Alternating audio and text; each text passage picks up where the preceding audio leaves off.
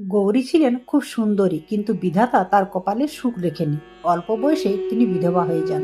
তার রূপেই তার শত্রু হয়ে দাঁড়ালো। গ্রামের লোকেরা ভাবতো তার মতো সুন্দরী কেন থান পরে ঘুরে বেড়াবে। কেউ তাকে কুপ্রস্তাব দিত, আবার কেউ রাক্ষসী বলে গালমন্দ করত। যে নিজের স্বামীকে খেয়েছে অপমান এবং যন্ত্রণায়, গৌরী গ্রাম ছেড়ে বনের ধারে এক শিব মন্দিরে আশ্রয় নিলেন। গৌরীর কোনো সম্বল ছিল না। তিনি বন থেকে বেলপাতা সংগ্রহ করতেন আর নিজের গায়ের চাদর দিয়ে শিবলিঙ্গটি মুছে পরিষ্কার করতেন। একদিন মন্দিরে দামি সোনার গয়না চুরি হয়ে গেল। গ্রামের মানুষ এবং দ্রুত পুরোহিত সুযোগ পেয়ে গেল। তারা বলল, এই অশুভ বিধবা ছাড়া কেউ চুরি করতে পারে না। এ নিশ্চয়ই চোর।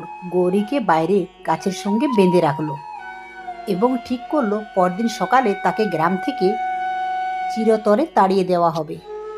সারা রাত ঝড় বৃষ্টি হলো। শীতে কাঁপতে কাঁপতে গৌরী বললেন, বাবা ভোলানাথ, আমি চোর নই। আমি শুধু তোমার চরণে থাকতে চেয়েছি।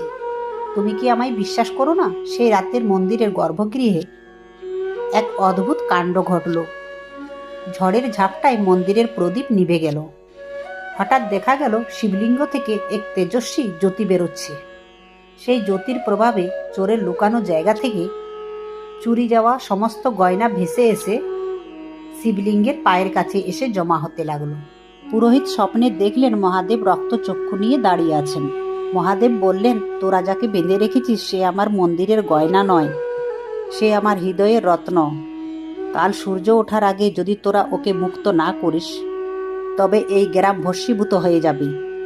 ভোরবেলায় যখন গ্রামবাসীরা দৌড়ে মন্দিরে গেল, তারা অবাক হয়ে দেখল চুরির সমস্ত গয়না শিবলিঙ্গের সামনে পড়ে আছে। তারা তাড়াতাড়ি গৌরীর বাঁধন খুলে দিল, কিন্তু গৌরী কারো দিকে তাকালেন না। তিনি টলতে টলতে মন্দিরে ঢুকলেন এবং শিবলিঙ্গকে জড়িয়ে পড়লেন। তার চোখ দিয়ে অঝরে জল ঝরছিল। তিনি শেষবারের মতন বললেন, প্রভু, এই কলঙ্কিত সমাজ আর এই দেহ নিয়ে আমি আর থাকতে পারছি না। তুমি কি আমায় তোমার কাছে নেবে?